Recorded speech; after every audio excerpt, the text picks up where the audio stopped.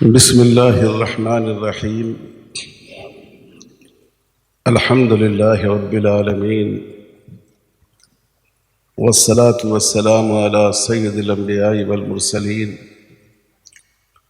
وعلى آله وصحبه أجمعين ومن تبعهم بإحسان إلى يوم الدين. أعوذ بالله من الشيطان الرجيم.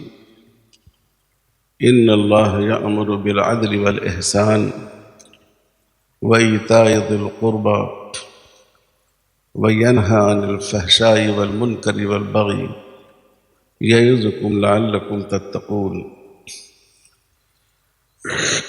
حضرات علماء کرام، معہد ملت کے بلند پایہ ذمہ داران، شہر کی سربراہ بردہ شخصیتیں، یہ بند کر دیجیے. اس کو یہ میرے لیے بہت اعزاز کی اور سعادت کی بات ہے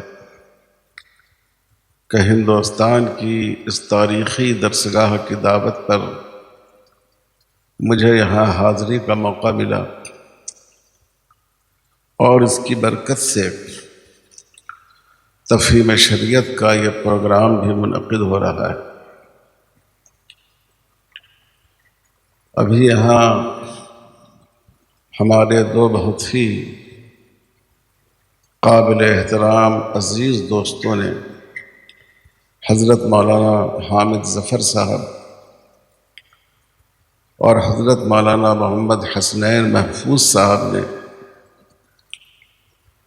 دو اہم پہلوؤں پر گفتگو فرمائی، خطاب فرمایا، مقالہ پیش کیا، جو یقیناً اس موضوع پر کا حق ادا کرتا ہے. اور اس کی وجہ سے مجھے یہ شکایت پیدا ہو گئی ہے کہ مالیگاؤں میں شریعت اسلامی کی اتنی بہتر ترجمانی کرنے والے حضرات موجود ہیں. آپ کو تو اس موضوع پر کم سے کم پورے صوبہ مہاراشٹر کو لیڈ کرنا چاہیے تھا،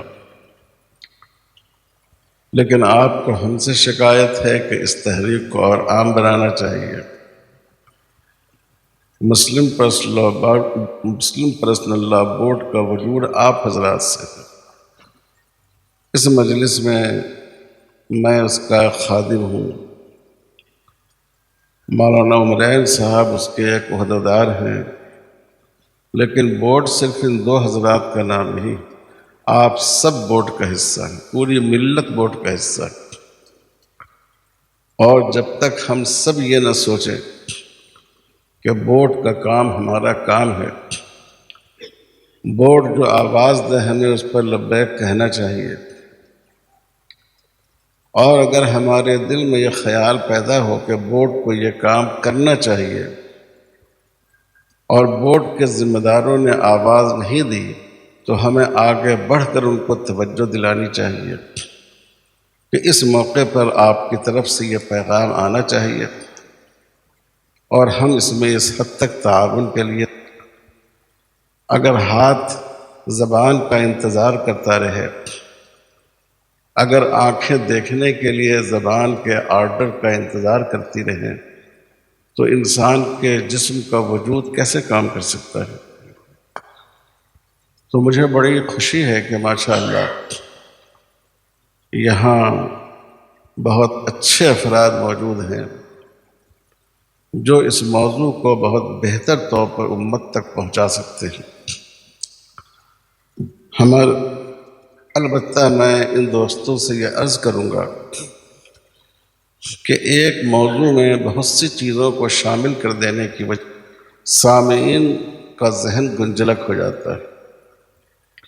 تو جو ہم لوگوں کا تفہیم شریعت کا طریقہ ہے کہ 7 موضوعات یا 5 موضوعات پر الگ الگ تفصیل سے خطاب کرتے ہیں، اس کی وضاحت کرتے ہیں. تعدد ازدواج کا موضوع، طلاق میں طلاق کی مشروعیت کی حکمت کیا ہے، طلاق کے لیے تحکیم کیوں ضروری نہیں ہے، نفقہ مطلقہ کا حکم شریعت نے کیوں نہیں دیا ہے. پھر آ جائیے میراث میں، تو خواتین کا حق میراث، اس پر ابھی گفتگو کی گئی. پھر یتیم پوتے کا حق میراث، اس کے علاوہ متبنہ کا مسئلہ. تو ان تمام مسائل پر ایک ایک آدمی ایک ایک موضوع پر موضوع کے تجزیے کے ساتھ اور جدید وسائل سے استفادہ کرنے میں کوئی حق نہیں ہے. اور یہاں ماشاءاللہ مالیگاؤں میں آئی ٹی سے جڑے ہوئے لوگ بہت سارے ہیں.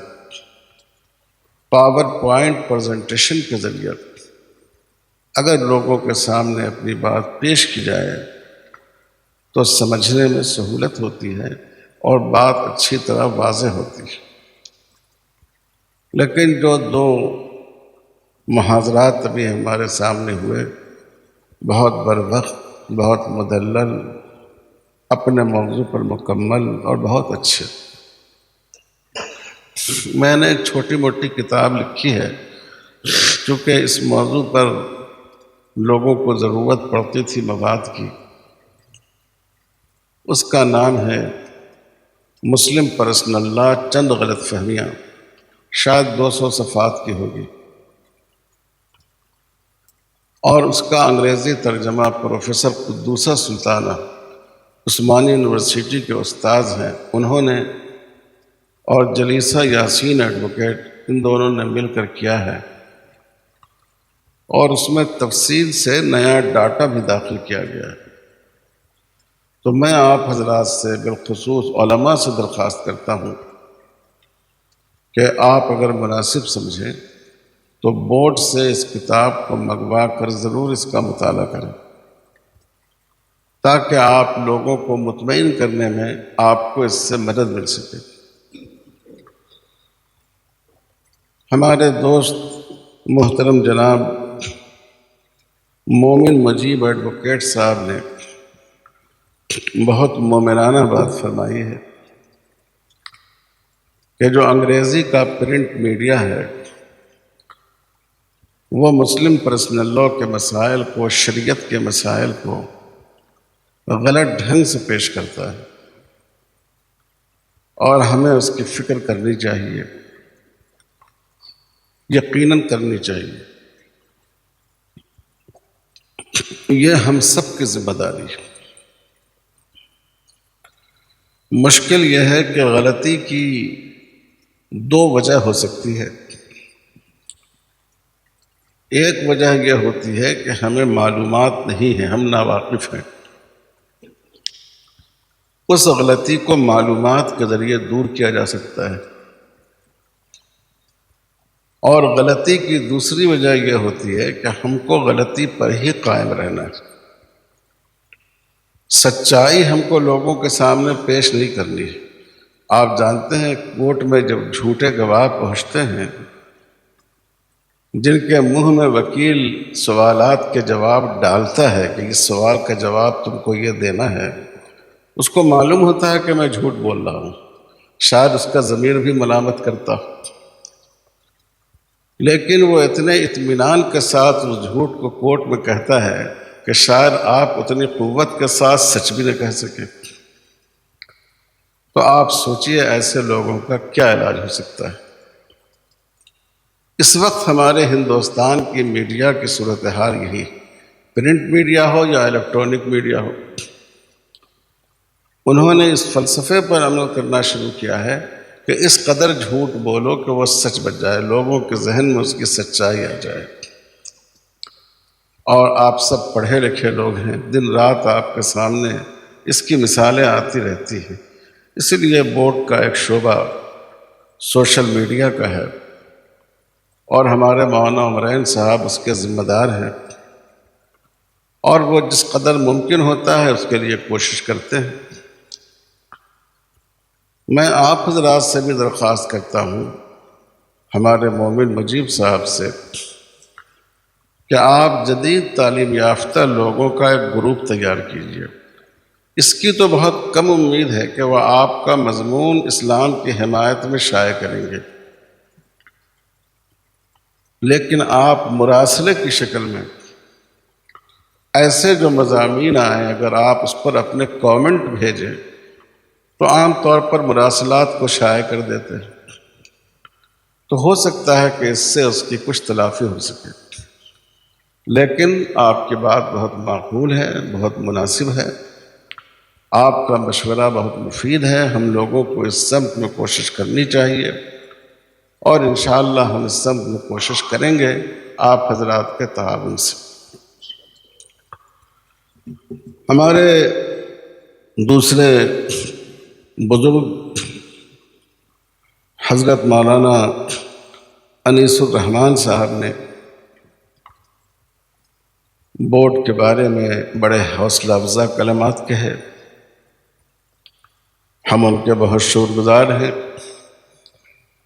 اور ہم ان سے درخواست کرتے ہیں کہ بورڈ کی سب سے بڑی حوصلہ افزائی یہ ہے کہ اس کا جو پیغام ہے وہ لوگوں تک پہنچے، اور اگر آپ جیسے لوگوں کے ذریعے پہنچے گا تو وہ زیادہ قوت کے ساتھ پہنچ سکے گا۔ یہ جو 2 پروگرام ہیں، 3 پروگرام ہیں بورڈ کے، قضاء، دارالقضاء، اصلاح معاشرہ اور تفہیم شریعت، یہ 3 پروگرام وہ ہیں جو عوام سے مربوط ہیں۔ ہم لوگوں کو اس پر آمادہ کریں کہ وہ اپنے معاملات کو دارالقضاء میں لائیں، کورٹ میں ہے تو وہاں سے نکال کر دارالقضاء میں لائیں۔ آپ کا دارالقضاء شاید بہار کے دارالقضاء کے بعد سب سے قدیم دارالقضاء ہے۔ جہاں تک مجھے یاد آتا ہے بورڈ کی تشکیل سے پہلے یہاں کے دارالقضاء کی بنیاد پڑ چکی تھی، اور حضرت مولانا منت اللہ رحمانی صاحب رحمۃ اللہ علیہ اس کے لیے تشریف لائے تھے، حضرت مولانا مجاہد صاحب تشریف لائے تھے۔ اس کو تقویت پہنچانا چاہیے ہمیں۔ ماشاءاللہ آپ کے یہاں ایک بہت اچھا نظام قضا ہے، اور بہت اچھے تجربہ کار کہنہ مشق قضات اس میں یہاں کام کر رہے ہیں۔ حضرت مولانا عبدالاحد صاحب ازہری دامت برکاتہم، اللہ تعالیٰ ان کا سایہ ہم پر تا دیر قائم رکھے، ملک کے قدیم ترین قضات میں۔ اصلاح معاشرہ ہمارے حضرت مولانا عمرین صاحب نے اس پر جتنی محنت کی ہے، اس کو نئی جہت دی ہے، اور انشاءاللہ اب بھی یہ اس پر محنت فرمائیں گے، اس کو ہم گلی گلی کوچے کوچے تک پہنچا سکتے ہیں۔ ہر مسجد میں اصلاح معاشرہ کا کام ہو سکتا ہے، اس میں اجازت کی بھی ضرورت نہیں ہے۔ اپنی اپنی جگہ آپ اصلاح معاشرہ کے پروگرام کریں، اور بورڈ کا جو نقطہ نظر ہے اس کو لوگوں تک پہنچائیں۔ اور اسی طرح تفہیم شریعت کا کام ہے، ماشاءاللہ پورے ملک میں اس کے پروگرام ہوئے ہیں، لیکن اور اس کو بڑھانے کی ضرورت ہے۔ اور مالی گاؤں اس مسئلے میں میں سمجھتا ہوں پورے مرہٹوارے کی قیادت کر سکتا ہے، اور اگر اس سے آگے بڑھ کر کہوں تو پورے مہاراشٹر کی قیادت کر سکتا ہے۔ تو آپ حضرات کو اس پر توجہ دینی چاہیے۔ اور ہمارے دوست جناب مولانا عبدالعظیم فلاحی صاحب، انہوں نے بھی بہت اہم مشورے دیے، میں نے ان کے مشورے نوٹ بھی کر لیے۔ اللہ کا شکر ہے کہ بورڈ ہمارے بزرگوں کے قائم کی ہوئی چیز ہے۔ جو منہج ہمارے بزرگوں نے اختیار کیا، حضرت مولانا منت اللہ صاحب، ان کے بعد حضرت مولانا نظام الدین صاحب، ان کے بعد حضرت مولانا ولی صاحب رحمۃ اللہ علیہ، اور اسی طرح بورڈ کے صدور حکیم الاسلام حضرت مولانا قاری محمد طیب صاحب، مفکر اسلام حضرت مولانا سید محمد رابع حسنی ندوی صاحب، حضرت مولانا ابو الحسن علی ندوی صاحب، حضرت مولانا قاضی مجاہد اسلام قاسمی صاحب، اور اب حضرت مولانا سید محمد رابع حسنی ندوی، ہم تمام لوگ بالکل ان کے نقش قدم پر چل رہے ہیں۔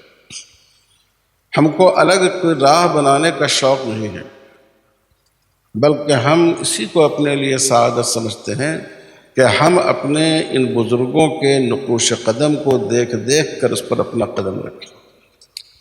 اب زمانے اور وقت کے کچھ تقاضے ہوتے ہیں، بعض دفعہ ملک کے حالات اس کے موافق ہوتے ہیں کہ آپ کوئی عوامی تحریک چلائیں، جیسے شاہ بانو کے زمانے میں تحریک چلی، اس درجے کی تحریک پھر بعد میں نہیں چل سکی۔ اسی طرح اور دوسرے بعض واقعات پیش آئے۔ 2014 کے بعد سے حالات بہت بدل گئے۔ کوئی بھی تحریک چلتی ہے تو بورڈ کی ورکنگ کمیٹی اس پر غور کرتی ہے کہ اس کو کس طرح چلایا جائے، کس پیمانے پر چلایا جائے، اور اس کو عوامی سطح پر چلانا مفید ہوگا یا نہیں ہوگا۔ اسی کے مطابق کام کیا جاتا ہے۔ پہلے بھی کام ہوتا تھا اور اب بھی کام ہو رہا ہے۔ اسی طرح آپ نے فتنہ ارتداد کی طرف توجہ دلائی، یہ واقعی بہت اہم ہے۔ مسلم پرسنل لاء بورڈ نے اس پر ایک تفصیلی بیان جاری کیا تھا، اس کو انگریزی اخبارات نے بھی لیا، اور اس کو جو ہمارا گودی میڈیا ہے اس نے بھی منفی انداز پر لیا، حالانکہ ہم نے بہت محتاط انداز پر وہ بیان جاری کیا تھا۔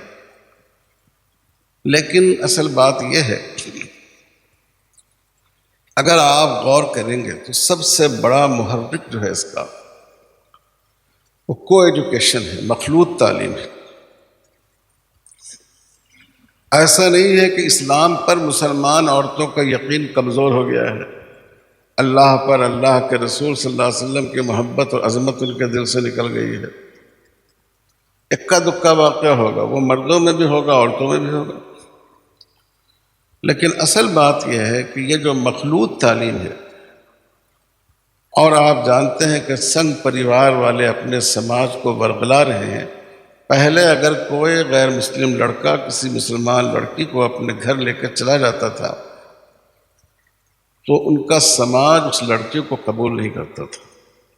اب وہ دعوت دے رہے ہیں کہ تم کسی مسلمان لڑکی کو لے کر آؤ گے تو تم کو اتنا راشن دیا جائے گا، اتنے پیسے دیے جائیں گے، اور ان کے گھر والوں سے اپیل کی جاتی ہے کہ آپ اس لڑکی کو عزت کا مقام دیں، اچھی بہو کا مقام دیں۔ یہ صورتحال میں بہت بڑی تبدیلی، کو ایجوکیشن اور اس کے ساتھ ساتھ یہ منظم سازش، ان دونوں کی وجہ سے ایسے واقعات ابھی بڑھ رہے ہیں۔ ہم لوگ اس کی کوشش کرنی چاہیے، بورڈ بھی اس کی کوشش کر رہا ہے، اور مسلمانوں کی جو دوسری تنظیمیں ہیں، جمعیت علماء ہند، جماعت اسلامی ہند، وہ بھی اس کے لیے کوشش کر رہی ہیں۔ لیکن میں آپ حضرات سے بھی عرض کرتا ہوں، بڑی تعداد میں اس وقت کی صورتحال میں مسلمانوں کو گرلز کے لیے الگ تعلیمی ادارے قائم کرنے چاہیے۔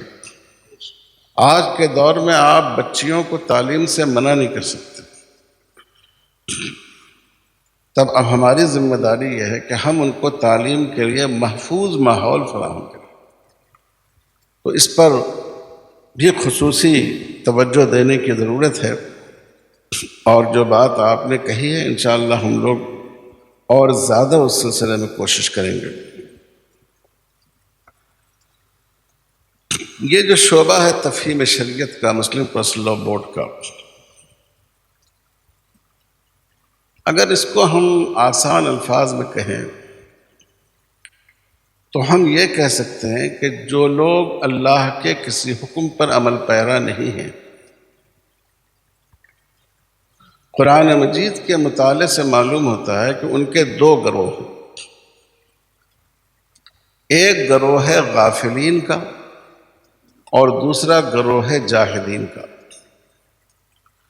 غافلین کا مطلب یہ ہے کہ وہ غفلت کی وجہ سے اس پر عمل نہیں کرتے، ان کو انکار نہیں ہے لیکن ناواقف ہیں، یا واقف ہیں لیکن غفلت اور بے توجہی کی وجہ سے اس پر عمل نہیں کرتے۔ آپ دیکھیے، اگر تمام مسلمان پوری توجہ کے ساتھ نماز پڑھنے لگیں تو جتنی مسجدیں اس وقت ہماری آبادیوں میں ہیں، شاید اس کی دوگنا اور مسجدیں بنانی پڑیں، لیکن بہرحال اس کا اعتراف کرنا چاہیے کہ امت میں ایک بہت بڑا طبقہ غفلت میں مبتلا ہے۔ ہر پڑھے لکھے مسلمان کو یہ بات معلوم ہے کہ شریعت میں بیٹے کی طرح بیٹی کو بھی حصہ کیا گیا ہے، جیسا ابھی آپ کے سامنے ایک محاذر نے کہا، لیکن لازماً جیسے بیٹا باپ کی جائیداد میں حقدار ہے، بیٹی بھی حقدار ہے۔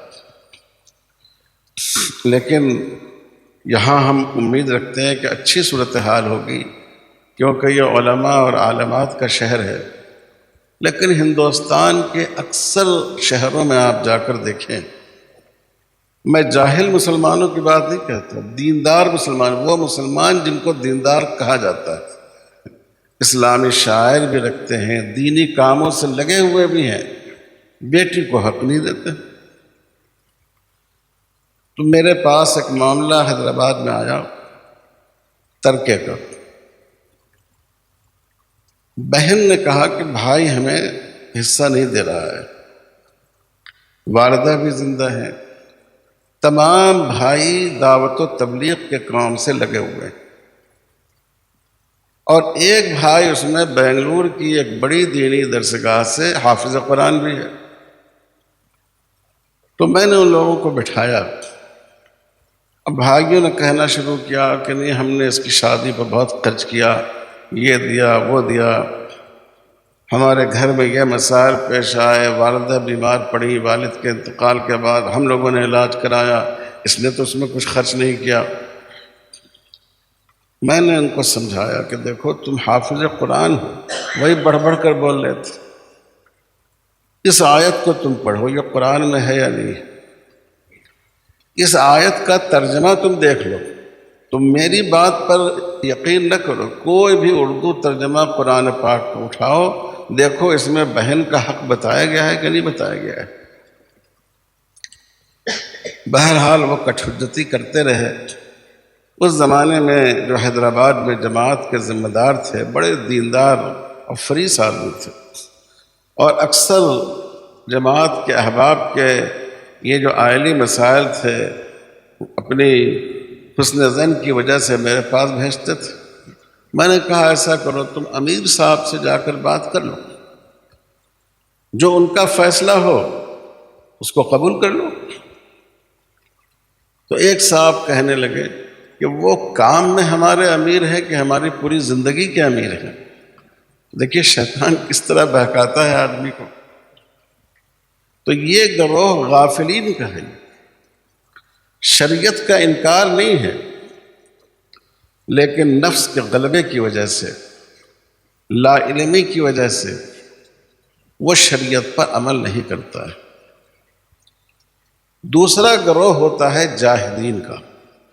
جحود کے معنی آپ جانتے ہی انکار کے ہیں، جو شریعت کے حکم ہی کا انکار کرتا ہے، شریعت کے حکم ہی کو وہ ماننے کو تیار نہیں۔ یہ دو گروہ ہیں۔ پہلے گروہ کے لیے موعظت حسنہ کافی، قرآن میں جو فرمایا گیا موعظۃ حسنۃ، اچھی طرح نصیحت، اچھی طرح فہمائش، اچھے انداز میں کسی بات کو سمجھانا، درد مندی کے ساتھ کسی بات کو کہنا، یہ پہلے گروہ کے لیے کافی ہو جاتا ہے۔ آپ نے دیکھا ہوگا بہت سے ایسے لوگ ہوتے ہیں جن پر دینداری کے ظاہری آثار نہیں ہوتے، چہرے پر داڑھی نہیں ہے، لباس بہت ہی ماڈرن لباس میں ہیں، سر کے بال الگ انداز کے ہیں، لیکن جب کوئی بات اب اللہ اور رسول صلی اللہ علیہ وسلم کے حوالے سے کہیے، اس کی زبان خاموش ہو جاتی ہے، اور وہ اس کے سامنے اپنا ہتھیار ڈال دیتا ہے، کیونکہ اس کی جو عمل کی کوتاہی ہے وہ جحود کی وجہ سے نہیں، غفلت کی وجہ سے۔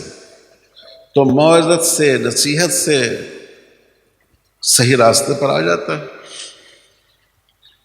دوسرا گروہ جو جاہدین کا ہے، جو جحود اختیار کرتے ہیں، ان کے لیے قرآن مجید نے کہا ہے کہ مجادلہ حسنہ ضروری ہے، وجادلہم باللتی ہے احسن۔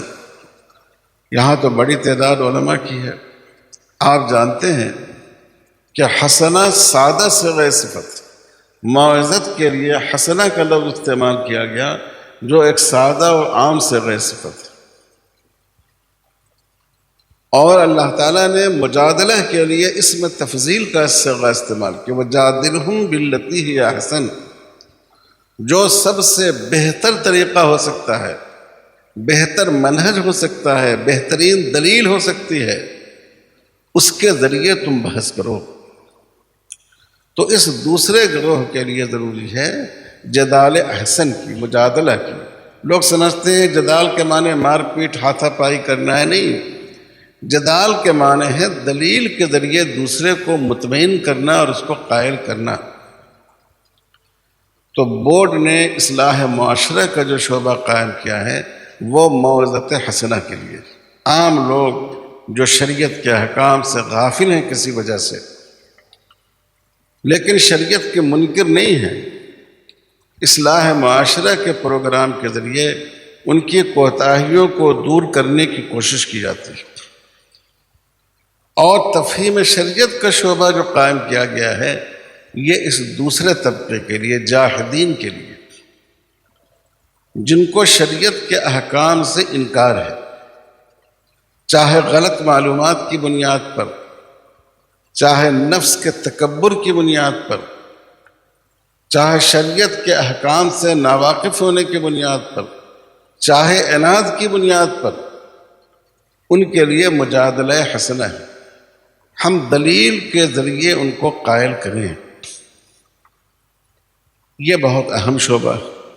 1983 میں all India Muslim personal law board نے تفہیم شریعت کمیٹی قائم کرنے کا فیصلہ کیا، اور اس کے بعد سے اس کے درجنوں پروگرام ہوئے ہیں۔ تفہیم شریعت کا پروگرام عام طور پر وکلاء اور علماء کے درمیان ہوتا ہے۔ میں جو حضرات علماء ہیں یہاں، اور اگر وکلاء ہوں تو ان سے بھی ہماری درخواست ہے کہ اس کام کو آپ لوگ اوڑھ لیجیے، اس کام کو آپ حضرات اپنے ذمہ لے لیجیے، یہ بہت بڑی ذمہ داری ہے، اور آج کے دور میں اس کی بہت زیادہ ضرورت ہے۔ دیکھیے ہماری عمر کوئی بہت زیادہ نہیں ہے، لیکن بہرحال 60 سے اوپر ہے، 60 اور 70 کے درمیان ہے۔ ہم نے اپنی اتنی سی زندگی میں 3 دور دیکھے ہیں۔ ایک دور وہ تھا کہ جب لوگ مسائل پوچھنے کے لیے آتے تھے کہ مولانا یہ جائز ہے یا ناجائز ہے، اس کا کیا حکم ہے، ان کو بتا دیا گیا، مطمئن ہو جاتے تھے۔ فقہ کی کتابوں میں جو مسئلہ لکھا ہوا ہے بتا دیا گیا، وہ مطمئن ہو گئے۔ پھر ایک دور ایسا آیا کہ جس میں اگر آپ مسئلہ بتا دیتے تو وہ پوچھتے کہ اس کی دلیل شرعی کیا ہے، حدیث میں یہ بات آئی ہے کسی حدیث میں؟ ہم صرف امام ابو حنیفہ اور امام شافعی کی بات کیوں مانیں؟ آپ قرآن کی آیت پیش کیجئے، حدیث پیش کیجئے۔ یہ دوسرا دور تھا۔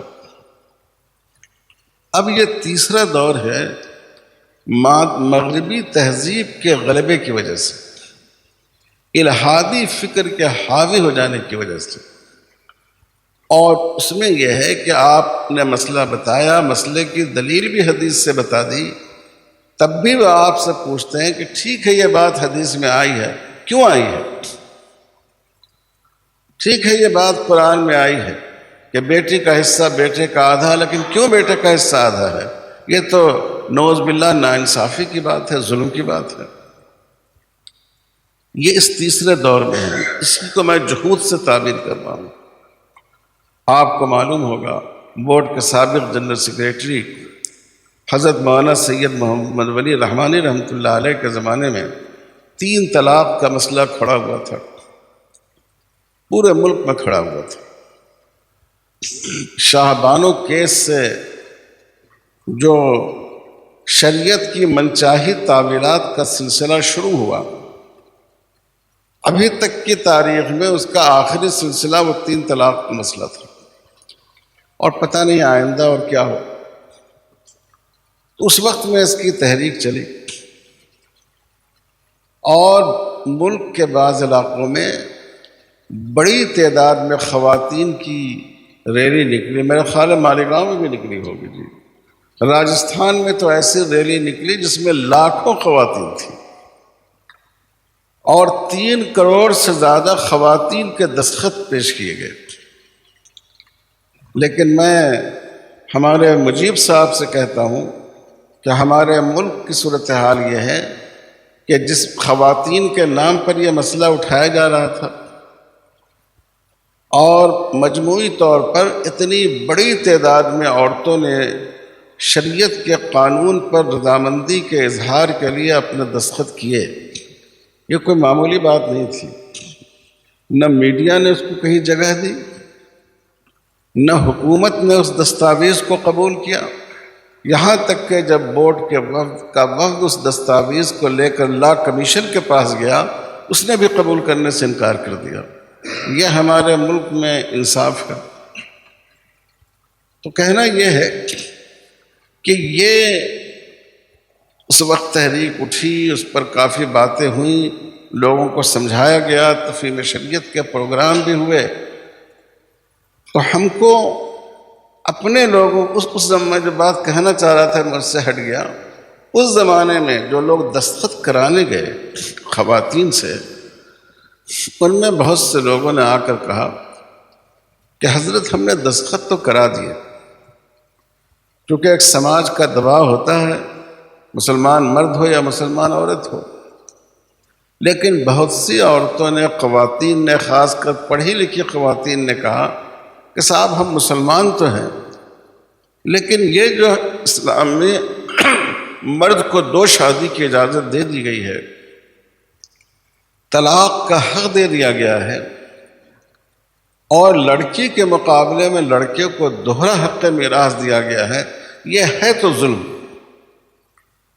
آپ سوچئے اگر کوئی آدمی ایسا کہے تو وہ مسلمان باقی رہ سکتا ہے؟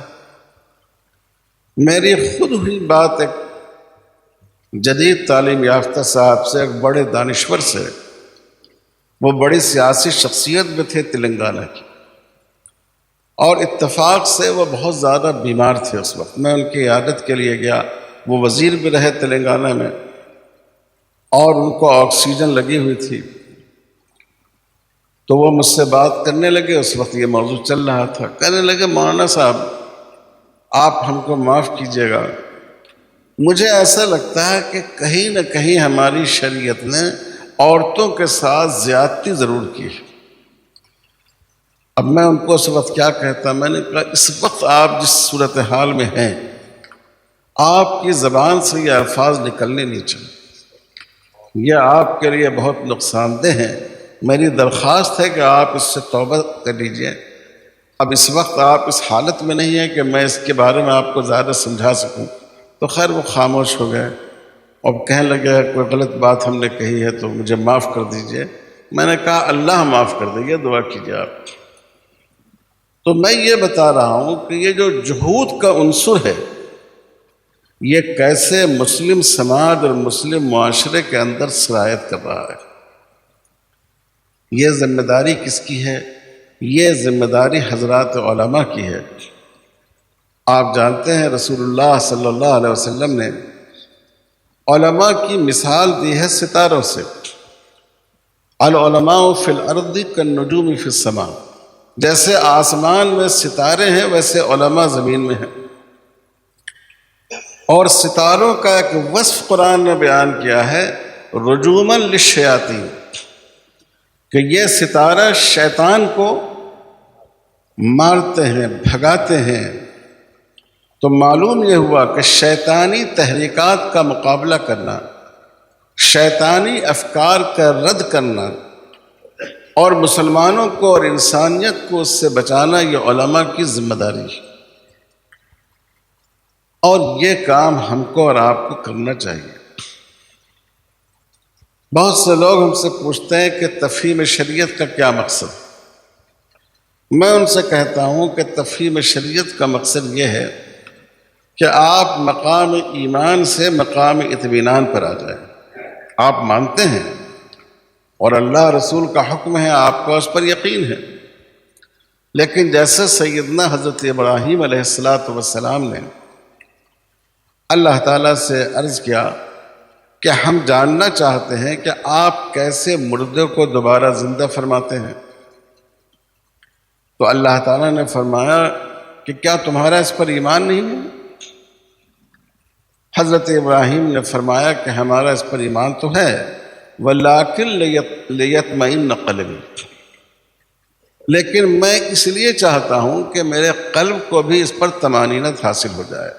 حضرت ابراہیم کے ایمان میں کوئی کمی ہو سکتی ہے، لیکن ایک انسانی فطرت ہے، بَوَدْ مانند دیدہ، جس چیز کو آدمی دیکھ لیتا ہے اس پر آدمی کا یقین بڑھ جاتا ہے۔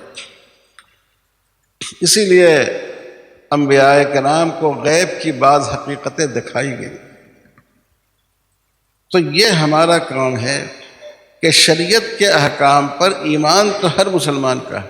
کسی بھی مسلمان سے یہ پوچھئے کبھی قرآن نے جو احکام دیے ہیں، شریعت میں جو ہدایتیں دی گئی ہیں، تم ان پر یقین رکھتے ہو کہ نہیں؟ وہ یہی کہے گا کہ ہم یقین رکھتے ہیں انشاءاللہ، لیکن ہے کہ ہم ان کو اس یقین پر مطمئن بھی کریں، خاص کر جو ہماری نئی نسل ہے ان کو ہم مقام اطمینان تک پہنچائیں۔ یہ تفہیم شریعت کے پروگرام کا اور تفہیم شریعت کی کمیٹی کا مقصد ہے۔ جو مسائل اس ضمن میں آتے ہیں ان میں بہت اہم مسائل پر گفتگو ہو گئی۔ ہم چاہ رہے تھے کہ اس پروگرام میں خاص کر پولی گیمی کے مسئلے پر، عورتوں کے ہیریٹیج کے مسئلے پر، تعدد ازدواج اور خواتین کے حق میراث پر گفتگو ہو تفصیل سے، اس لیے کہ یہ دونوں موضوع اس وقت سپریم کورٹ میں پینڈنگ ہیں، لیکن ماشاءاللہ بہت اچھی باتیں اس پر آ گئی۔ بس ایک بنیادی بات سمجھنی ہے جو ہم نے شروع میں کہی ہے،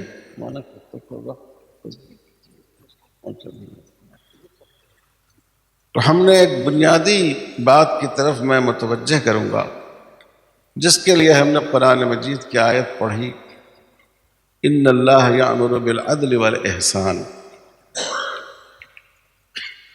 ہم لوگ بچپن سے جمعہ کے خطبے میں، عیدین کے خطبے میں اس آیت کو سنتے آئے ہیں،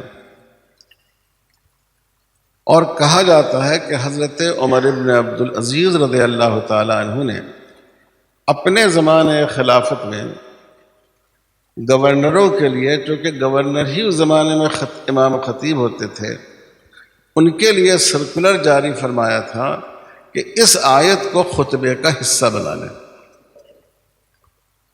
اور اس آیت کے بارے میں امام شافعی رحمۃ اللہ علیہ سے نقل کیا گیا ہے کہ یہ آیت اتنی جامع ہے کہ قرآن مجید میں اگر اور کوئی آیت نازل نہ ہوئی ہوتی تو یہی لوگوں کی ہدایت و اصلاح کے لیے کافی ہوتی۔ تو اب اس کی تفصیل کا تو موقع ہے نہیں، لیکن میں نے اس پہلو سے اس آیت کو پڑھا ہے کہ اس آیت میں شریعت کے مزاج کو بتایا گیا ہے، اور وہ مزاج یہ ہے کہ شریعت کے قوانین کی بنیاد عدل پر اور احسان پر ہے۔ 3 طریقے کے نظام زندگی کا اس آیت میں ذکر کیا گیا ہے، عدل، احسان اور بغی۔ بغی کے معنی تو ظلم کے ہیں، کسی کے حق کو اس سے بڑھا دینا، یہ بغی ہے۔ شوہر کا جتنا حق ہو اس سے زیادہ اس کو دے دینا، بیوی کا جتنا حق ہو اس سے زیادہ بیوی کو حق دے دینا، جیسا کہ آج کل مغرب میں کوشش کی جاتی ہے، یہ تو بغی ہے۔ اس سے ہمیشہ معاشرے میں فساد ہی پیدا ہوتا ہے۔ باپ کو حق ہے کہ وہ اپنے بچے کی تنبیہ کرے، لیکن غلطی تو باپ سے بھی ہوتی ہے نا، تو اگر بچے کو بھی آپ حق دیں کہ تم بھی اپنے باپ کی تنبیہ کرو، باپ نے تم کو 2 تھپڑ مارا، تم بھی باپ کو 2 تھپڑ مارو، آپ سوچئے کوئی سلیم الطبع انسان اس کو گوارا کر سکتا ہے؟ اور کوئی شریف بچہ اپنے لیے اس بات کو پسند کر سکتا ہے؟ یہ بغی ہے یہ۔ اور احسان جو طریقہ زندگی ہے وہ ہے اخلاقی طریقہ زندگی، اپنے حق سے زیادہ دینا اور اپنا حق سے کم وصول کرنا، یہ احسان ہے۔ آپ قرآن میں دیکھیے اللہ تعالیٰ نے فرمایا للمطلقات متاعا بالمعروف، عورت کو طلاق دی جا چکی ہے، رشتہ ختم ہو گیا ہے، لیکن تم اس کو کچھ تحفہ دے کر رخصت کرو اپنی طرف سے۔ اتنے سال اس نے تمہارے ساتھ زندگی گزاری، تم کو اس نے اولاد اس کے ذریعے حاصل ہوئی، اب کسی وجہ سے رشتہ ختم ہو گیا تو ایسا نہیں کہ مار پیٹ کر بھگا دو، تلخی کے ساتھ رشتہ ختم کرو، خوشگوار ماحول میں رشتہ ختم کرو اور اس کو کچھ دے کر رخصت کرو۔ اور بہت بڑی مقدار متا کے دی جاتی تھی۔ حضرت حسن ابن علی ابن ابی طالب رضی اللہ تعالیٰ عنہ نے جب اپنی ایک اہلیہ کو طلاق دی، جب حضرت علی کی شہادت ہوئی اور حضرت حسن کو خلیفہ منتخب کیا گیا تو ان کی بیوی نے، غالباً شہر بانو ان کا نام تھا، انہوں نے مبارکباد دی۔ تو مبارکباد تو دی تھی انہوں نے خلافت پر، لیکن چونکہ اس خلافت کا پس منظر حضرت علی رضی اللہ تعالیٰ عنہ کی شہادت تھی، تو اس کی وجہ سے حضرت حسن کو بہت صدمہ ہوا اور وہ شدت رنج میں، شدت غضب میں انہوں نے اپنی بیوی کو 3 طلاق دے دی۔ پھر بعد میں ان کو پچھتاوا بھی ہوا اور کہنے لگے کہ اگر ہم نے اپنے نانا جان سے یہ نہ جان رکھا ہوتا کہ 3 طلاق دینے کے بعد بیوی کو لوٹانے کی گنجائش نہیں ہے تو میں ان کو لوٹا لیتا۔ اور پھر انہوں نے بعض روایتوں کے مطابق 1000 اور بعض روایتوں کے مطابق 10,000 دینار اپنی بیوی کو متاع کے طور پر دیے۔ آپ سوچئے 20 دینار 87.5 گرام سونے کے برابر ہوتا ہے، تو اگر 1,000 دینار ہم مان لیں کتنی بڑی رقم ہے۔ ان پر واجب نہیں تھی یہ، لیکن انہوں نے حسن معاشرت کے طور پر اپنی مطلقہ بیوی کو انہوں نے عنایت فرمایا۔ تو احسان کا مطلب ہے قانون سے بڑھ کر اخلاق کے دائرے میں کام کرنا۔ لڑکا بالغ ہو جائے، لڑکی خاص کر بیٹی تو نہیں، بیٹا بالغ ہو جائے، اس کا نفقہ باپ پر باقی نہیں رہتا ہے۔ بچہ بالغ ہو گیا، باپ کہہ سکتا ہے کہ بھائی اب اپنا کماؤ، اپنی ضرورتیں پوری کرو، لیکن ہمارے معاشرے میں کیا ہوتا ہے، بچہ اگر 25 سال تک بھی پڑھتا ہے، تعلیم اپنے پاؤں پر کھڑا نہیں ہوتا ہے تو باپ اس کے لیے شجر سایہ دار بنا رہتا ہے۔ میں لوگوں کو سمجھاتا ہوں کہ دیکھو درخت کا کام یہ ہے کہ وہ تپش کو سہتا ہے اور اپنے نیچے کے لوگوں کو ٹھنڈک عطا کرتا ہے۔ باپ کا یہی کردار ہے، جتنی تپش ہے اس کو وہ اپنے اوپر برداشت کرتا ہے اور زندگی کی ٹھنڈکیں اور راحتیں تم کو مہیا کرتا ہے۔ یہ احسان میں داخل ہے، یہ واجب نہیں ہے باپ پر۔ تو شریعت کے جو احکام ہیں ان میں کچھ تو عدل پر مبنی ہے جو اصل قانون ہے، اور کچھ اخلاق پر مبنی ہے جس کو قرآن مجید نے احسان سے تعبیر کیا ہے۔ اور ہر جگہ احسان کا یا معروف کا لفظ بھی ہے، فَإِمْسَاكٌ بِمَعْرُوفٍ أَوْ تَسْرِيحٌ بِإِحْسَانٍ۔ اگر بیوی کو لوٹاؤ یا تو بھلے طریقے پر رکھو اور نہیں تو بہتر طریقے پر احسان کے سلوک کے ساتھ واپس کرو۔ حضور صلی اللہ علیہ وسلم کے ذمہ ایک صاحب کی اونٹنی باقی تھی قرض، وہ قرض کی وصولی کے لیے آئے۔ حضور نے حضرت بلال رضی اللہ تعالیٰ عنہ سے فرمایا کہ دیکھو ہماری اونٹنیوں میں سے کوئی اونٹنی ہو تو ان کو ادا کر دو۔ وہ دیکھ کر آئے، کہنے لگے حضور جتنی اونٹنیاں ہیں وہ اس اونٹنی سے بڑھی ہوئی ہے جو آپ نے ان سے قرض لیا تھا۔ آپ نے فرمایا کہ وہی اونٹنی دو۔ کیونکہ قرض کی ادائیگی احسان کے ساتھ ہونی چاہیے۔ سود لینا جائز نہیں ہے کہ ہم کسی سے 1,00,000 روپے لیں اور 1,10,000 کا مطالبہ کریں، لیکن مقروض کو احسان کا عمل کرنا چاہیے کہ صاحب یہ 1,00,000 روپے ہم آپ کا قرض ادا کر رہے ہیں، اور ہم یہ اپنی مرضی سے آپ کی طلب کے بغیر یہ 10,000 روپے آپ کی خدمت میں تحفہ پیش کر رہے ہیں۔ آپ نے بڑی مشکل وقت میں مجھے قرض دیا تھا اور اس سے ہمارے بڑے مسائل حل ہوئے۔ تو قرض کی ادائیگی یہ عدل ہے، یہ قانون ہے، اور اس کے ساتھ تحفہ دینا یہ احسان ہے۔ تو ایک طریقہ تو بغی کا ہے جو جائز نہیں ہے، دوسرا طریقہ احسان کا ہے جو واجب نہیں ہے، بہتر ہے، لیکن اصل جو قانون ہے وہ عدل کا ہے، یہ واجب ہے، اس پر عمل کرنا ضروری ہے، اس میں کوتاہی کرنا گناہ ہے۔ تو اللہ تعالیٰ نے حکم دیا ان اللہ یامر بالعدل، اللہ تعالیٰ عدل کا حکم دیتے ہیں۔ اب عدل سے مراد کیا ہے؟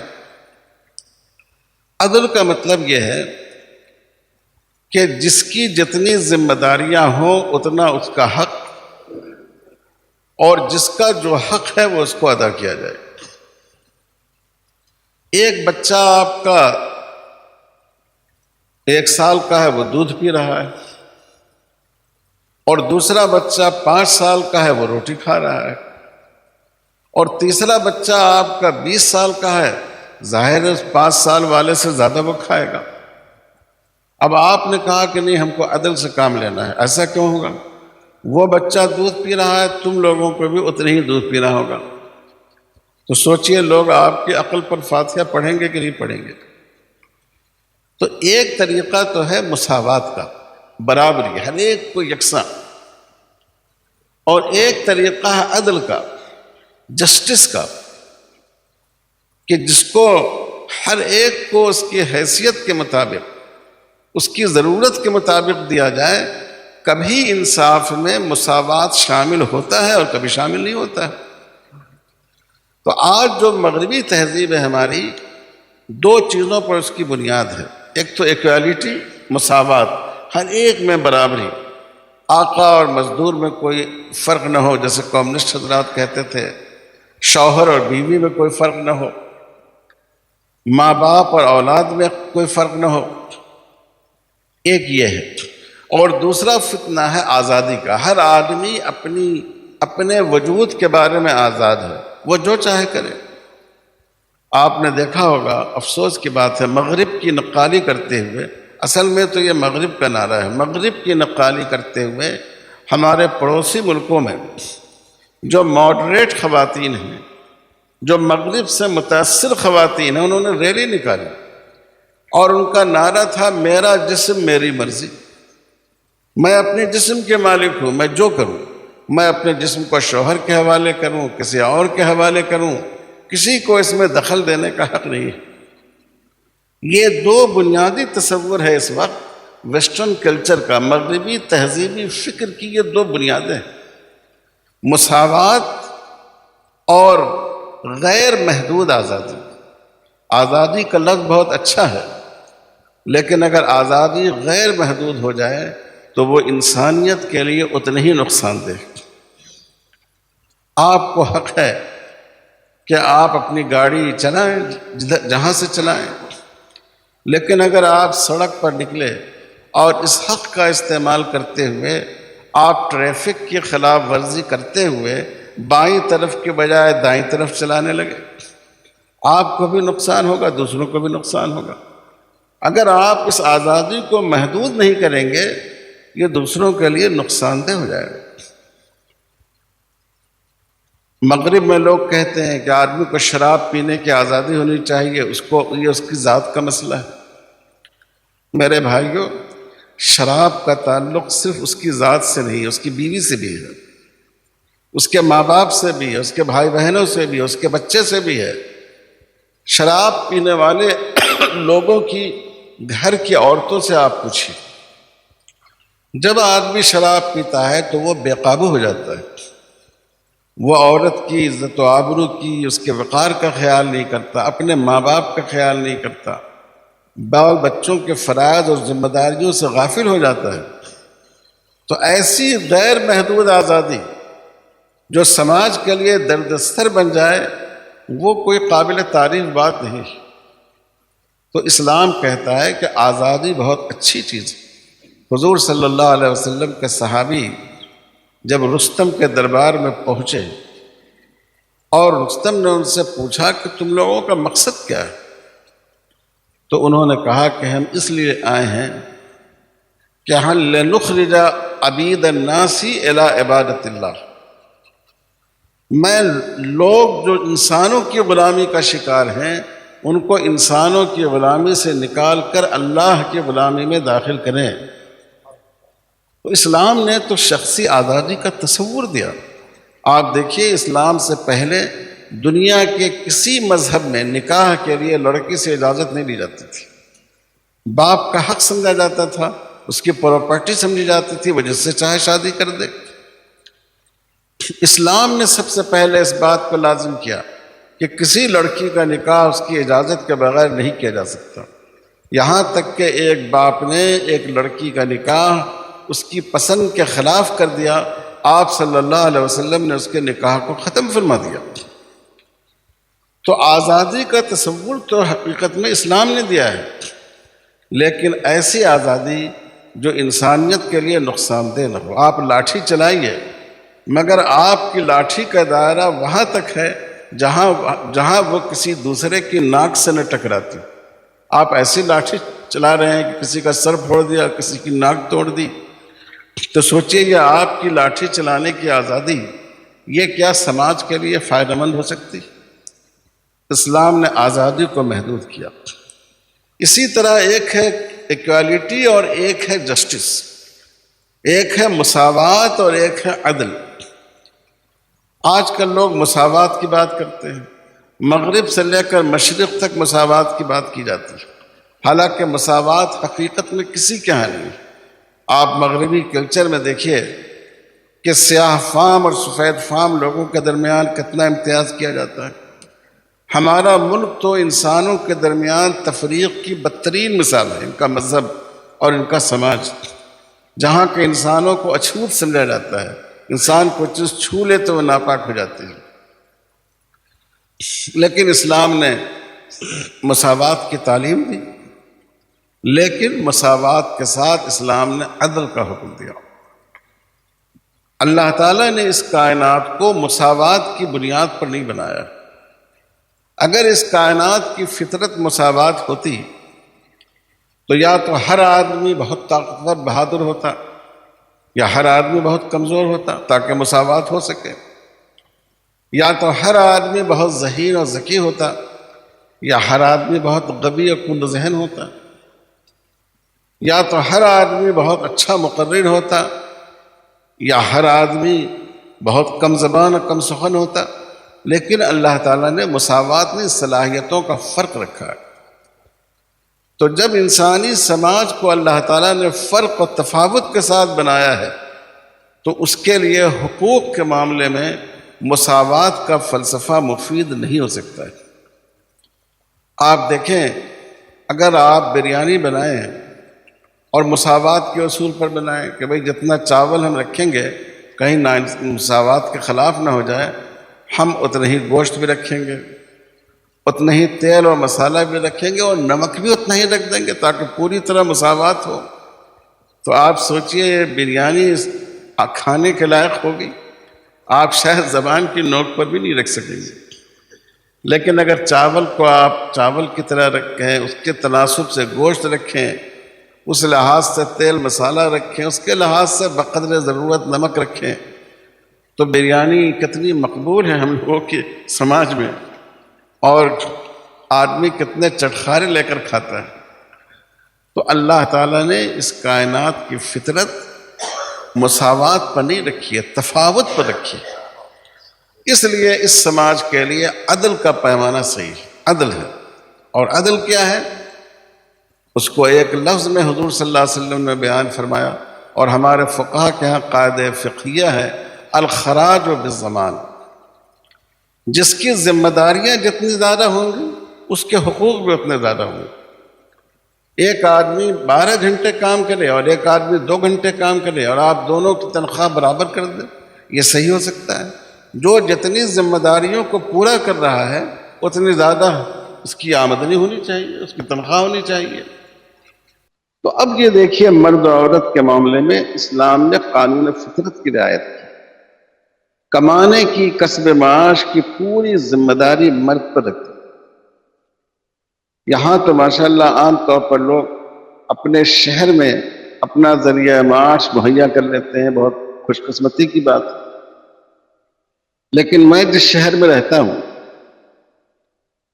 وہ اس بات کے لیے مشہور ہے کہ وہاں کے لوگ روزگار کے لیے پوری دنیا میں جاتے ہیں، امریکہ سے لے کر خلیج اور مشرق کے ملکوں تک۔ اور خاص کر ایک محلہ ہمارے ہاں عربوں کا ہے، ہزارم کا۔ ان کے ہاں تو کوئی گھر ایسا نہیں ہے جس گھر سے 2-3 آدمی باہر نہ ہو۔ تو آپ سوچئے، اگر کسی آدمی کو اپنے مقام پر روزگار نہیں ملے، جاب نہیں ملے، آپ کا بیٹا بھی ہو اور بیٹی بھی ہو، دونوں تعلیم یافتہ ہیں، بیٹے کو تو آپ یہاں سے امریکہ تک بھیج سکتے ہیں کہ وہاں جا کر کام کرے، اچھی تنخواہ حاصل کرے، اپنی زندگی کو اچھی بنائے، ماں باپ کی خدمت کرے۔ کیا آپ بیٹی کو اتنی دور تنہا بھیجنے کی ہمت کر سکتے ہیں؟ نہیں کر سکتے۔ تو اللہ تعالیٰ نے مردوں کے اندر کسب معاش کی زیادہ صلاحیت رکھی بمقابلہ عورتوں کے۔ ہم نے تو صرف ایک پہلو آپ کے سامنے بیان کیا، اپنی حفاظت کا پہلو، لیکن جسمانی قوا کا پہلو، جسمانی تکان کا پہلو، فطری عوارض کا پہلو، ہر اعتبار سے آپ دیکھیں تو لڑکوں میں زیادہ صلاحیت ہوتی ہے کسب معاش کی۔ اسلام نے عورت کے لیے کسب معاش کو بالکل حرام نہیں کہا، شرعی حدود کے ساتھ اگر وہ کسب معاش کا کوئی طریقہ اختیار کرے جائز ہے اور حضور کے زمانے میں ثابت ہے۔ لیکن عورت پر کسب معاش کی ذمہ داری نہیں رکھی گئی، نہ اس کو باپ مجبور کر سکتا ہے کسب معاش کے لیے، نہ اس کو شوہر مجبور کر سکتا ہے۔ مرد پر ذمہ داری رکھی گئی، باپ اپنے بیٹے کو مجبور کر سکتا ہے کسب معاش پر، اور شوہر اپنی بیوی اپنے شوہر سے تقاضا کر سکتی ہے کہ تم جا کر کماؤ، گھر میں بیٹھے مت رہو۔ سارے کسب معاش کی ذمہ داری مرد پر رکھی گئی، اس لیے ساری ملی ذمہ داریاں شریعت نے سمیٹ کر مردوں پر رکھ دی۔ شادی سے پہلے ماں باپ کا نفقہ کس پر واجب ہے؟ بیٹوں پر واجب ہے۔ بیوی کا نفقہ اس پر واجب ہے، اولاد کا نفقہ اس پر واجب ہے۔ اگر خدا نخواستہ کوئی بیوہ، کوئی بہن بیوہ اور مطلقہ ہو کر گھر آ جائے اور والد کا انتقال ہو چکا تو اس کا نفقہ بھی اسی پر واجب ہے، یعنی پوری گھر کی ذمہ داری اس پر۔ اس کے مقابلے میں آپ عورتوں پر دیکھیں تو کوئی مالی ذمہ داری ان پر نہیں رکھی گئی، اپنا نفقہ بھی ان پر واجب نہیں ہے۔ یہاں علماء موجود ہیں، آپ پوچھ لیجئے، شوہر اگر محتاج بھی ہو اور بیوی غنی ہو تب بھی شوہر کا نفقہ بیوی پر واجب نہیں ہے، اور بیوی اگر غنی بھی ہو، مالدار بھی ہو، تب بھی شوہر پر اس کا نفقہ واجب باقی رہتا ہے۔ اس کے مالدار ہونے کی وجہ سے شوہر یہ نہیں کہہ سکتا کہ میں اس کا نفقہ نہیں دے سکتا۔ تو ساری ذمہ داریاں شریعت نے شوہر پر، مرد پر رکھ دی۔ زندگی میں جو مسائل پیش آتے ہیں ان کی ذمہ داری بھی اسی پر ہے۔ عورت کے اوپر کوئی ذمہ داری نہیں رکھی گئی، نہ اس پر اپنا نفقہ ہے، نہ اس پر اپنے بچوں کا نفقہ ہے، نہ اس پر اپنی اولاد کا نفقہ ہے، نہ اکثر حالات پر نہ اس پر اپنے والدین کا نفقہ ہے، نہ اس پر بھائی بہنوں کا نفقہ ہے۔ ہر ذمہ داری سے عورت کو فارغ کر دیا گیا ہے۔ عورت کے لیے جو کچھ ہے، جو پیسے بیوی کو دیے جاتے ہیں، اگر میں یہ کہوں تو بیجا نہ ہوگا، تو اس کے لیے تو صرف اس لیے ہے کہ چونکہ عورتوں میں زیورات کی بہت خواہش ہوتی ہے، بھائی تم اس سے زیور خرید لو، اچھے کپڑے خرید لو۔ کوئی ذمہ داری اس پر نہیں رکھی گئی کہ بیٹے کو تعلیم دلاؤ، بیٹی کو تعلیم دلاؤ۔ تو ظاہر ہے کہ جب ساری ذمہ داریاں کمانے کی صلاحیت مرد میں ہے، اس وجہ سے ساری ذمہ داریاں مردوں پر رکھی گئی، اور جب ساری ذمہ داریاں مردوں پر رکھی گئی تو ان کے حقوق تھوڑے سے زیادہ رکھے گئے۔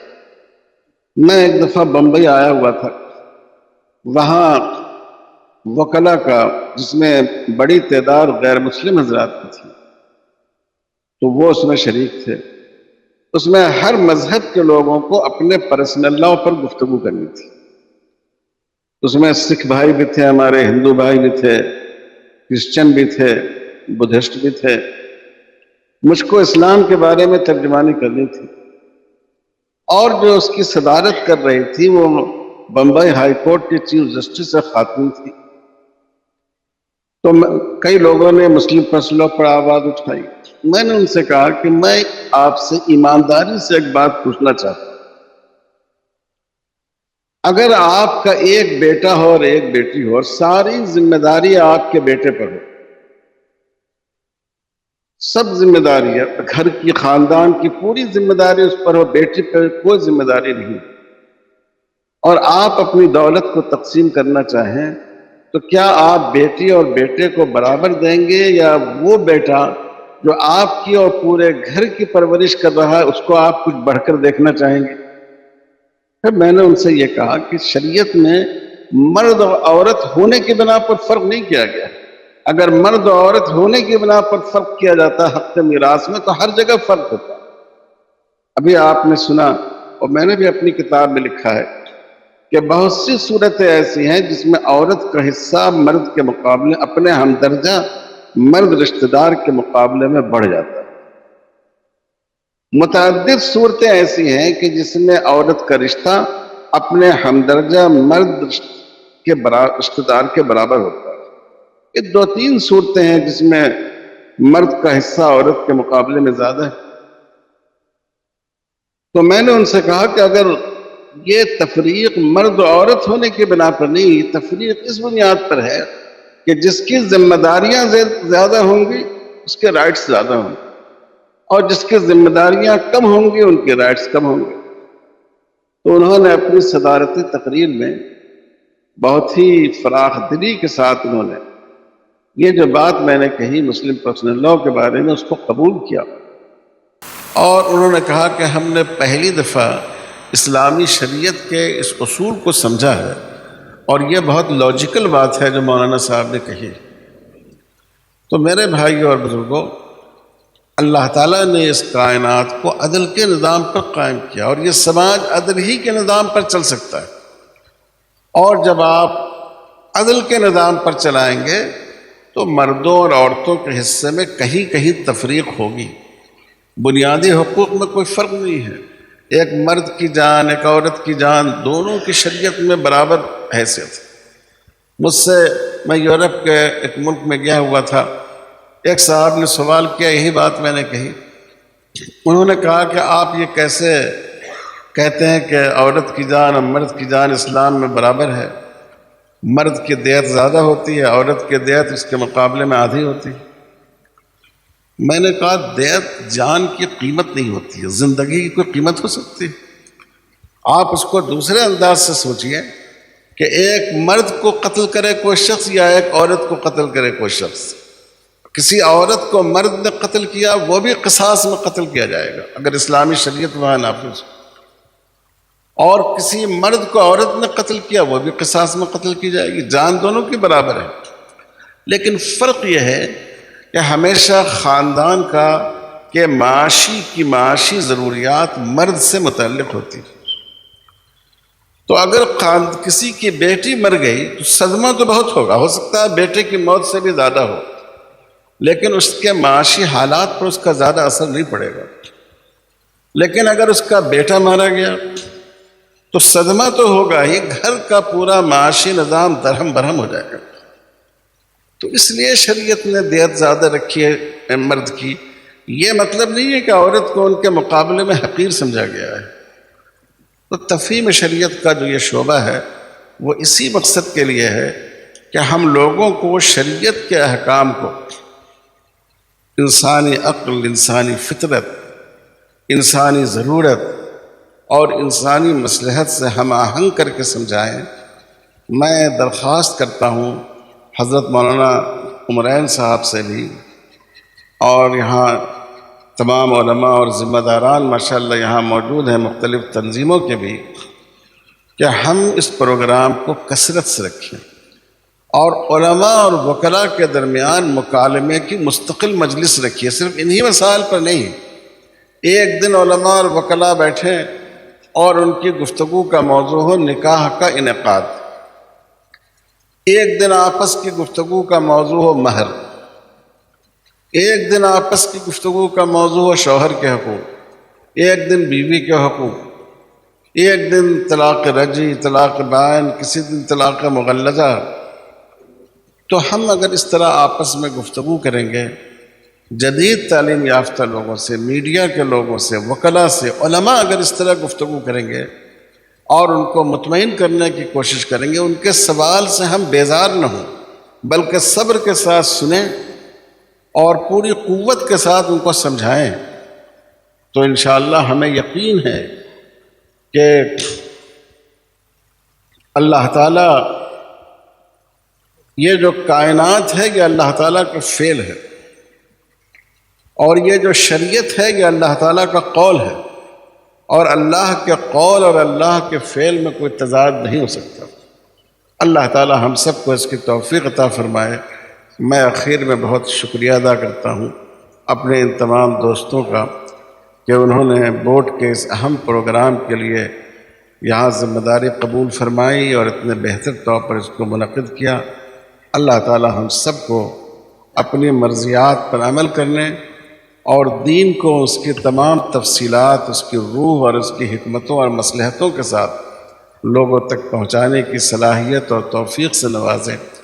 وصلی اللہ علی خیر خلقہ محمد وعلی آلہ وصحبہ اجمعین والحمد للہ رب العالمین۔